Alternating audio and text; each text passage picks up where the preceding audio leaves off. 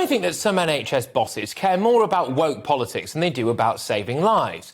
Just 2 weeks ago, it was announced that a record 6.7 million people are now on an NHS waiting list. In fact, this is expected to rise to around 10 million people by 2024. That's roughly 1 in 7 people. Another unwanted record emerged as well. 29,317 people had to wait more than 12 hours in A&E departments. We have elderly people waiting more than 24 hours for an ambulance, people struggling to see a GP, hundreds of thousands of people caught in a cancer treatment backlog. The NHS bigwigs have one solution and one solution only to fix this problem. More money. Show us the money.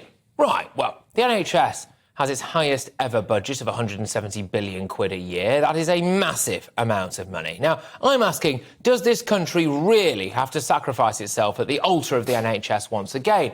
We locked down to protect the NHS, and now we want the NHS to protect us. But it's saying that it can't really do that. Say what it can do, though. It can go on a woke crusade. Now, it's emerged that the NHS has spent more than 1 million quid on hundreds of woke staff networks, which include things, get this, like tea and rainbow cake picnics. Barnet, Enfield and Haringey Mental Health Trust are planning a pronouns day for December. If I was having a cardiac arrest, right, the last thing that I would want is for the person wielding a defibrillator to take a split second to check anyone's pronoun before they bring me back to life. East and North Hertfordshire NHS Trust decided to take a break from saving lives to celebrate Filipino Independence Day in June, which included a fabulous martial arts exhibition. Well, that will come as a relief to that old lady waiting with a broken hip at the foot of her stairs. Yeah, no, we'll be right with you after we've watched a Filipino man kick his way through 20 concrete blocks.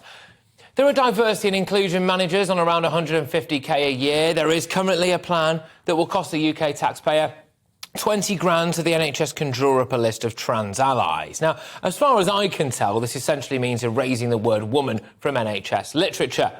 Already, the NHS advice pages about ovarian, womb, vaginal and cervix cancers quietly scrub the word women from their web pages, which does seem odd, given which parts of the body they're talking about. Breastfeeding has become chest feeding, which presumably means I can now do it. At this point, it's literally the suspension of medical and biological facts by the people who are supposed to be in charge of administering medical care to the nation.